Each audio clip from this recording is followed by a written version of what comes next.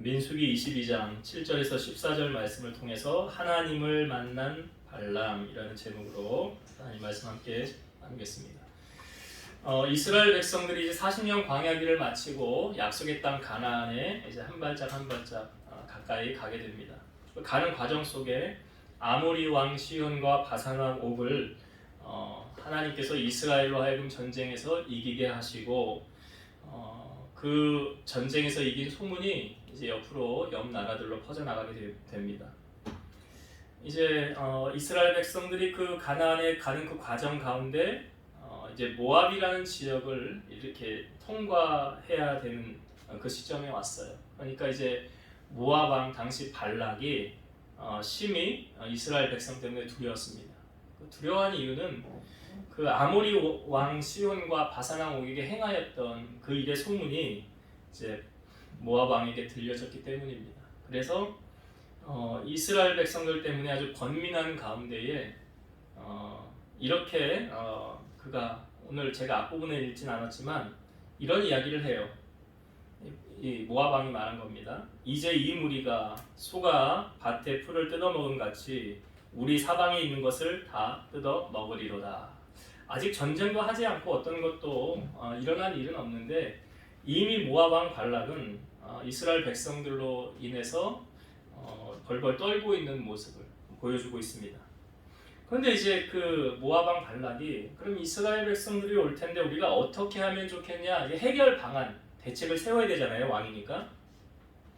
어떤 대책을 세우냐면 부올의 아들 발람의 고향인 부돌, 이게 메소포타미아 유브라데 강 상류 갈그미스 남쪽 20km 지점인데 메소포타미아 이렇게 강을 따라서 밑으로 좀 내려온 지점에 부돌이라는 곳이 있는데 거기가 이제 발람의 이제 살고 있는 곳이에요. 그래서 사람들을 보내서 발람을 불러오게 합니다.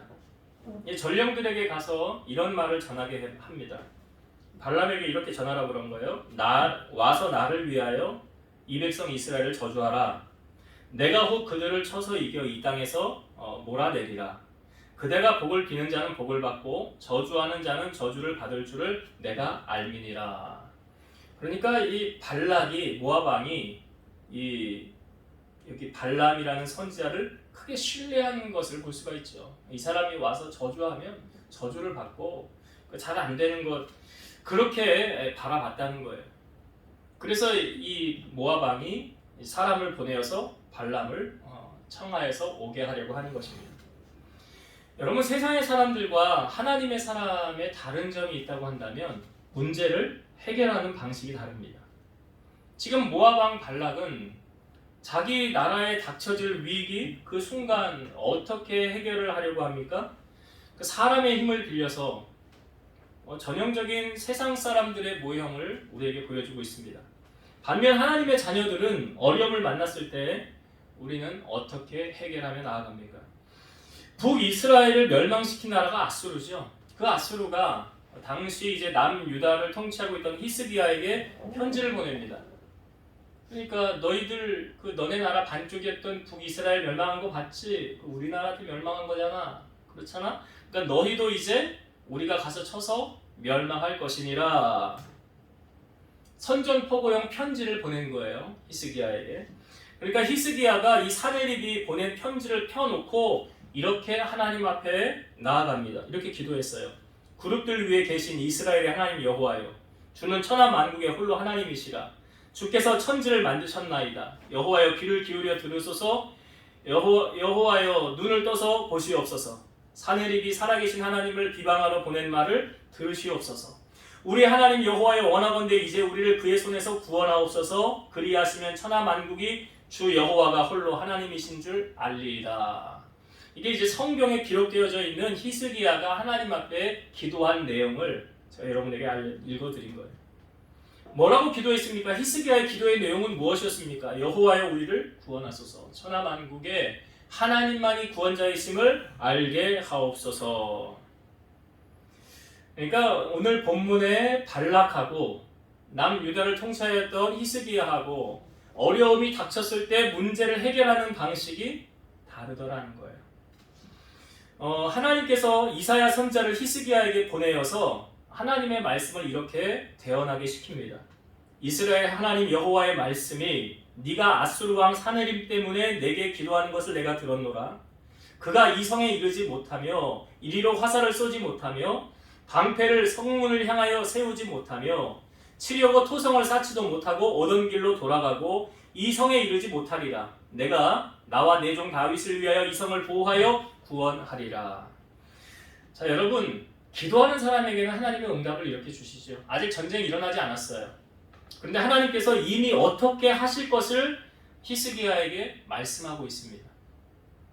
자, 이렇게 하나님 말씀하시고 열왕기하 19장 35절 말씀에 보면 이 밤에 여호와의 사자가 나와서 아수르 진영에서 군사 18만 5천 명을 친지라. 아침에 일찍 일어나 보니 다 송장이 되었더라.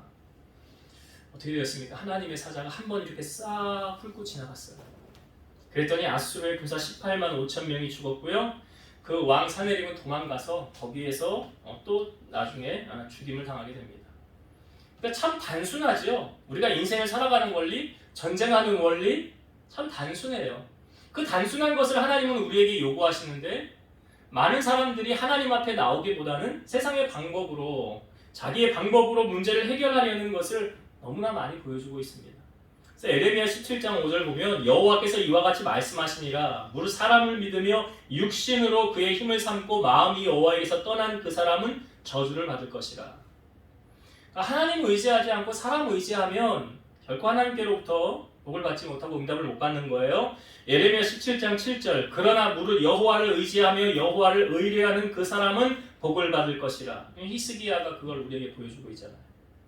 그러니까 히스기야는 믿음의 사람, 하나님 앞에 엎드려 철저하게 기도함으로 문제를 해결함 받으려고 했죠.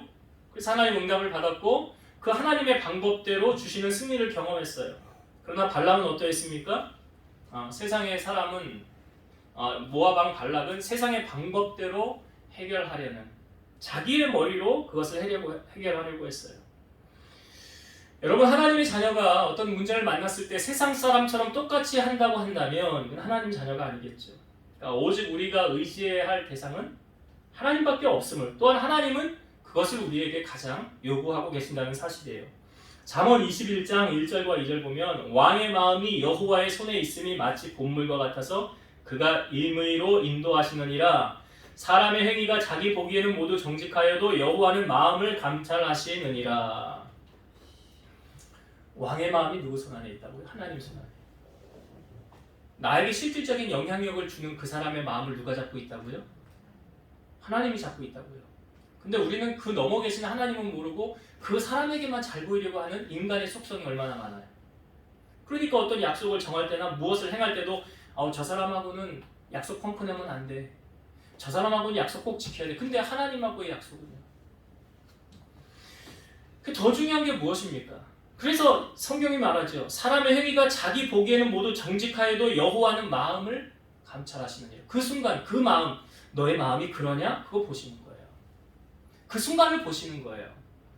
그러니까 내가 사람을 더 의지하는지 하나님을 의지하는지 하나님 보신다는 거예요. 잠언 29장 25절 사람을 두려워하면 올무에 걸리게 되거니와 여호와를 의지하는 자는 안전하리라. 여러분들 가운데 사람이 두려움으로 다가옵니까? 그럼 함정에 빠진대요. 성경이 그렇게 말하고 있어요. 사람 두려워하면 올무에 걸린다. 그러나 성경이 그래서 이렇게 우리에게 말하잖아요. 몸은 죽여도 영혼은 죽이지 못하는 자들을 두려워하지 말고 몸과 영혼을 능히 멸하실 수 있는 이를 두려워하라. 그분이 누구예요? 하나님이죠. 그러니까 우리가 두려워해야 될 대상은 하나님밖에 없죠. 그러니까 하나님을 두렵고 공경하는 마음으로 섬기는 거 그걸 뭐라고 그래요?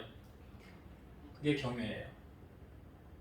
그러니까 정말 하나님의 살아계심을 시퍼렇게 두 눈 뜨고 경험하는 사람은 하나님 앞에 함부로 하지 않아요. 하나님 두려움을 알아요. 그렇기 때문에 하나님을 경외하는 마음으로 섬겨요. 그리고 하나님을 가장 최우선 순위에 두고 무엇을 하든지 뭘 하든지 결정하는 순간에 있어서 가장 먼저 하나님이 먼저예요. 이게 하나님 경외하는 사람의 모습이에요. 근데 오늘 발람을 통하여서는 우리에게 이 모압 왕 발락은 전혀 하나님 경외하는 사람이 아니니까 그 문제를 해결하는 방식이 어떻습니까? 세상적인 방법으로 해결하는구나 라는 걸 우리에게 보여주고 있어요. 그래서 모압 왕 발락이 이 발람 선지자를 부릅니다. 가서 이제 전합니다. 우리 왕이 당신을 오라고 우리를 보냈습니다. 라고 말하니까 이제 발람이 너희들 여기서 하루 유숙해라. 그러니까 하나님께서 내게 뭐라고 말씀하시지 내가 들어야 되겠다. 자, 그리고 그 말씀 뭐라고 하셨는지 자 9절부터 본문을 다시 한번 볼게요. 9절부터 제가 12절 말씀까지 한번 보겠습니다. 하나님이 발람에게 이르시되 발람에게 임하여 말씀하시되 너와 함께 있는 이 사람들이 누구냐? 발람이 하나님께 아뢰되 모압 왕 십볼의 아들 발락이 내게 보낸 선지자들이니이다. 이르기를 보라 애굽에서 나온 민족이 지면에 덮였으니 이제 와서 나를 위하여 그들을 저주하라. 내가 혹 그들을 쳐서 몰아낼 수 있으리라 하나이다. 하나님이 발람에게 이르시되 너는 그들과 함께 가지도 말고 그 백성을 저주하지도 말라. 그들은 복을 받은 자들이니라. 함께 온 그 사람들에게 발람이 했던 말이 이 밤에 여기서 유숙하라는 거예요. 그리고 여호와께서 내게 말씀하시는 대로 내가 대답하리라. 그러니까 이 말을 다시 정리를 해서 말씀을 드리면 하나님 말씀하세요. 제가 듣겠습니다. 라는 거죠. 그러니까 발람이 지금 하나님의 음성을 들을 준비가 되어 있습니까? 안 되어 있습니까? 되어 있는 거예요. 여러분 기도라는 게 뭐냐면 나만 혼자 일방적으로 떠들고 가는 게 기도가 아니에요. 우리는 기도를 뭐라고 그래요? 하나님과의 대화라고 그러잖아요. 대화는 혼자 일방적으로 떠드는 걸 대화라고 하지 않아요. 대화는 무엇입니까? 나도 말하고 상대방도 말하는 걸 대화라고 그래요. 그럼 기도는 왜 대화라고 그럴까요? 예? 내가 말하고 그 다음 하나님이 내게 말씀하시는 것을 들어야 되잖아요. 그럼 어떤 사람은 기도 쭉 하고 나서 내 할 말 다 했네 하고 그냥 가요. 그럼 하나님이 이제 나 말할 차례인데 왜 그냥 가면 어떡하니? 이제 내가 말할 차례인데 내 말을 듣고 가야지. 여러분 기도라는 게 뭐예요? 하나님과의 대화예요. 대화예요. 우리는 기도하면서 나만 일방적으로 구하는 것이 아니라 하나님과 대화하면서 하나님의 뜻을 기도하면서 찾는 거 아닙니까? 다윗도 그러했잖아요. 우리가 성경을 보면 다윗이 여호와 앞에 구하였을 때 전쟁하러 갈까요 말까요? 가라, 내가 도와주리라. 어떤 때는 가지 말아라. 내가 유다로 올라갈까요 말까요? 가라. 헤브론으로 가라. 그러니까 하나님이 계속 뭐예요? 다윗에게 말씀하시잖아요. 이게 기도예요. 이게 대화예요. 그러니까 오늘 발람을 통하여서도 그가 하나님의 음성을 듣고자 하는 마음이 있어요, 없어요? 여러분 기도는 내가 하나님께로부터 응답을 받고자 하는 마음이 있어야 돼요. 그냥 나 혼자 쭉 떠들고 그냥 가는 게 기도가 아니라요. 그래서 어떤 목사님들이 이렇게 얘기하잖아요. 기도는 언제까지 해야 돼요? 물어보면 뭐라고 그래요? 응답 받을 때까지라. 응답 받을 때까지. 그래서 언제 하나님이 응답해 주실지는 그건 하나님의 손에 달려있는 것이고 우리가 기도한 준비한 그 그릇에 물이 찰랑찰랑 차면 하나님은 응답을 해주시는 거죠. 그러니까 지금 발람이 하나님께로부터 들을 귀가, 그러니까 말씀도 들을 귀가 있어야 되는 거죠. 기도도 하나님이 내게 하시는 음성을 들을 귀가 있어야 돼요. 자, 하나님께서 그래서 발람에게 말씀하신 거예요. 뭐라고 말씀하셨습니까? 그들과 함께 가지 말라 그러죠. 그들과 함께 가자. 이스라엘 백성은 복을 받은 자들이니라 그래요. 그러니까 하나님의 응답을 받았잖아요. 그러면 어떻게 해야 됩니까? 그 말씀대로 우리가 살아가야 돼요. 자, 그래서 어떻게 합니까? 발람이. 자, 13절을 한번 보겠습니다. 13절. 발람이 아침에 일어나서 발락의 귀족들에게 이르되 너희는 너희의 땅으로 돌아가라. 여호와께서 내가 너희와 함께 가기를 허락하지 아니하시느니라. 하나님께로부터 응답을 받았어요. 우리가 12절 보았지만 그들과 함께 가지 말아라. 그리고 이스라엘 백성은 복을 받은 자들이니 저희들을 저주하지 말라라고 말씀하셨어요. 자, 그 말씀을 받은 발람이 모압의 왕이 보낸 사신임에도 불구하고 그 왕의 명령을 따르는 것이 아니라 전능하신 하나님, 그분이 하신 그 말씀 따라 살아가는 것을 보여주고 있어요. 여러분 크리스찬의 진짜 능력은 어디서 나옵니까? 말씀을 많이 아는 데서 나오는 게 아니라요.